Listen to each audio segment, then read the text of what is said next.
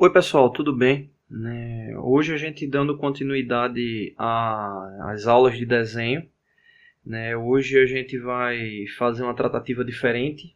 Hoje a gente vai fazer uma revisão, até para a gente poder correlacionar os itens que já foram vistos, questão de rugosidade, questão de projeção, alguns outros elementos.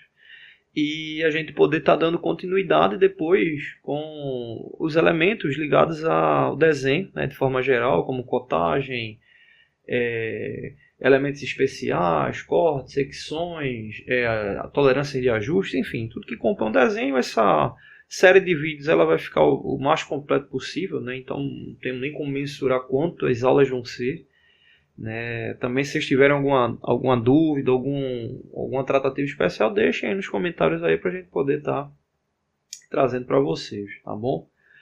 Bom, a gente vai fazer um vídeo ligado à interpretação de uma peça cilíndrica, e depois o próximo vídeo da série de desenho técnico vai estar envolvendo análise também, no mesmo modelo, no mesmo molde como a revisão, mas de uma peça plana. Bom, aqui a gente tem o desenho, Bom, ampliar ele aqui, Aqui é o desenho como um todo. Detalhe, eu vou deixar no descritivo o link. Quem quiser baixar o desenho em PDF, pode baixar, não tem problema nenhum. E aí o que acontece? Esse é o desenho, ou seja, ele já está no layout da folha para ser impresso. É uma folha A3. Bom, pegando um desenho como esse, principalmente para quem está iniciando na área de desenho, pode analisar o desenho e dizer, ok, tenho aí a representação de 5 elementos.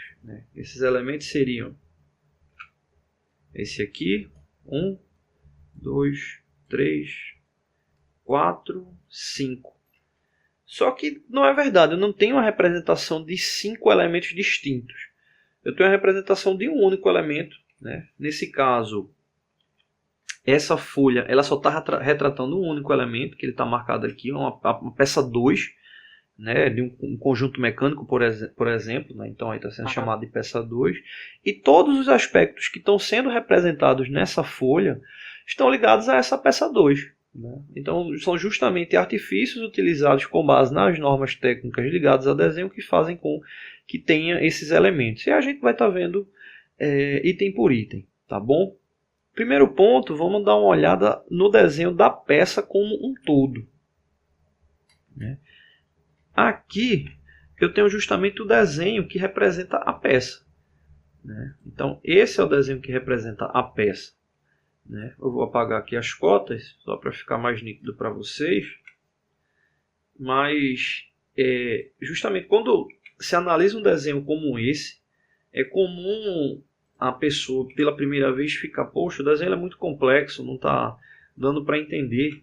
Mas é uma coisa que eu sempre falo nas aulas de desenho, que na verdade o desenho técnico ele está muito mais próximo de um mapa do que qualquer outra representação.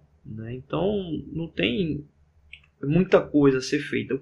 Um detalhe importante é ter a noção do que é o elemento como um todo. Então você tem como ter essa relação desse elemento como um todo e fica mais fácil para você identificar o mesmo. Vou apagar só essas últimas cotas aqui.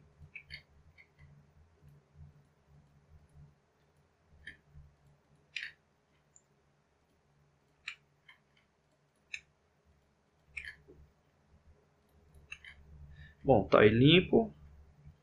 Bom, então o desenho da peça é esse aqui. Esse é o desenho da peça. É uma peça cilíndrica, é uma peça provavelmente para ser fabricada no equipamento CNC. Como eu disse, é uma peça cilíndrica, ela tem alguns raios, fica difícil de fabricar num torno convencional. Mas pode ser feita também no torno convencional. E a gente observa que ela tem elemento externo e tem elemento interno. Esse elemento aqui é interno, já dá para identificar que ele é interno por causa dos elementos tracejados. Então, esse aí é o modelo da peça. Tá bom? Então, o primeiro ponto, quando você pega um desenho como esse que traz muita informação, é tentar analisar antes dos detalhes, ter a noção geométrica de como é o elemento. Então, esse é o primeiro ponto. Justamente verificar essas condições para que você tenha uma percepção melhor sobre o elemento, né? E não ficar justamente sem ter os aspectos ligados ao mesmo. Bom, primeiro ponto, você pode observar que a peça está cheia de cotagem, né? São justamente essas linhas verdes, né? Algumas não são cotagens lineares, mas a grande maioria é cotagem linear, né? Exemplo aqui. Esses comprimentos que estão vindo aqui, 48, 63, 72, 150, eles são de representações específicas da peça, ou seja, partindo de um ponto de referência, né? O ponto de referência é justamente essa linha aqui, né? Então, nesse caso, é justamente a face da peça aqui, e ele está trazendo alguns elementos específicos. Então, por exemplo, esse 48 aqui é o comprimento dessa face até o início desse raio, aqui, esse raio de 30 milímetros. Então, para iniciar esse raio, obrigatoriamente eu vou ter que ter uma distância de 48 milímetros da face aqui em questão, né? Então, como eu disse, o desenho ele está muito próximo, o desenho técnico ele é muito próximo de um mapa. Ou seja, tem que identificar justamente os caminhos que ele está querendo te mostrar, né? Então, exemplo, esse 63 aqui, esse 63 já é justamente o fim do elemento, né? Então já é o fim do elemento. E você tem justamente aí a sequência, né, das informações, tá bom? Um detalhe aqui importante, né? Você pensar assim, poxa, aqui é 48 e aqui é 63. Se o raio aqui está indicando que é 30, então se eu somar 30 com 48 vai dar 78. Então por que não é 78 aqui? Esse raio aqui pode ser que não seja um raio a 90 graus, pode ser que seja um raio que ele seja um segmento circular, né? Também tem essas condições. Então uma outra coisa para ficar atento. Bom, cada elemento desse descrito na peça está ligado a uma relação específica, né, a ser analisada do mesmo, né? Então aí a questão das cotagens é o que mais aparece no elemento, né, porque justamente são os valores lineares do mesmo, e analisar essas cotagens é um ponto principal do elemento. Um detalhe aqui, ó, se você observar essas cotagens aqui, elas estão aparecendo os valores sem nenhuma tolerância. 48, 63, 72, né, 150 ali embaixo. Isso é interessante para um desenho. O que você deve entender é o seguinte: existem tipos de dimensões, a gente vai até tratar isso mais para frente, mas nem toda dimensão indicada de uma peça precisa ter uma tolerância ali específica, né, que é o que a gente chama de tolerância primária ou secundária. Então, no caso, esses elementos que não estão aparecendo essa tolerância específica, ou seja, uma tolerância primária, eles possuem tolerâncias secundárias, que são valores que muitas vezes não têm importância para o funcionamento da peça, né? Então não acarretam uma grande atenção na fabricação, né? Mas, consequentemente, você também não pode exagerar no processo de fabricação do mesmo. É tanto que na legenda desse desenho aqui, vem informações referentes a essas tolerâncias. Ele coloca aqui justamente que são as tolerâncias admissíveis, levando em consideração aquelas que não aparecem especificamente no desenho, né? Então, exemplo aqui, tolerância acima de 6 até 30 milímetros. Tem aqui informação de 30 a 120, ou no caso aqui de 6 a 30, de 30 a 120, 120 a 400, né? Então, são tolerâncias aí específicas, né? Também relacionadas à norma. Então, no caso, essas tolerâncias aqui, elas têm normas que retratam elas. Ou melhor, esses valores dimensionais, eles têm tolerâncias relacionadas a elas. Então, há uma tolerância ou um valor que está ali solto sem nenhuma relatividade. Bom, ou sem nenhuma relevância. Já esses valores aqui, por exemplo, aqui ele está trazendo 11 mais 5 centésimos mais 2 centésimos. Ou seja, ele está trazendo uma tolerância específica para o desenho, uma tolerância de ajuste, onde ele está dizendo aqui o seguinte, que essa tolerância ela tem que valer entre 11,02 até 11,05, ou seja, qualquer valor menor do que aqui o indicado de 11,02 ou maior do que 11,05 está fora da tolerância. Então o valor ele tem que estar dentro dessa faixa de tolerância, né? Então aí ele já está dando uma importância maior para esse elemento. E isso muitas vezes está ligado a uma relação específica que a peça vai ter no que diz respeito ao seu funcionamento, né? É o mesmo caso do valor que tem aqui ao lado, 15 menos 3 centésimos, ou seja, ele vai de 14,97 até 15,00. Qualquer valor maior do que 15 ou menor do que 14,97 está fora da tolerância específica. Tá bom? Então o desenho está cheio de tolerâncias. Tem valores que não aparecem na tolerância específica, são tolerâncias secundárias, você vai ter que ver aqui na tabela. E tem valores que aparecem a tolerância, né? Então são tolerâncias primárias. Essas tolerâncias são tolerâncias de ajuste, né? Ou tolerância linear, como essa aqui, 69 mais ou menos 2 centésimos, né? Ou seja, ela vai de 69,02 até 68,98. Mas existem também tolerâncias de ajuste. Deixa eu ver se eu encontro aqui alguma.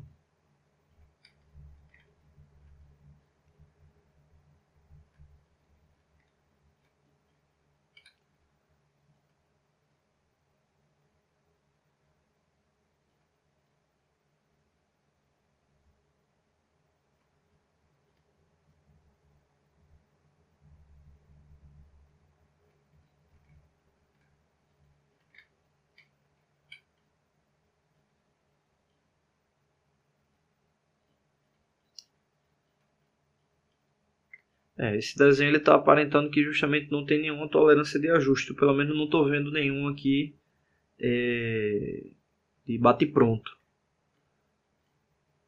Eu acho que ele não tem nenhuma tolerância de ajuste. Mas eu vou dar um exemplo aqui para vocês, né, de tolerância de ajuste. Pronto, aqui. Esse valor que ele está indicando aqui é uma tolerância dimensional como eu mostrei no anterior. Né? No caso é o que muda é a variação. No caso é 40 menos 2 centésimos e 40 menos 0,04. Significa que ele vai de 39,96 até 39,98. Né? Então ele não pode chegar nem ao seu valor nominal, que é 40 milímetros. Mas vamos supor que esse valor aqui ele fosse escrito dessa forma.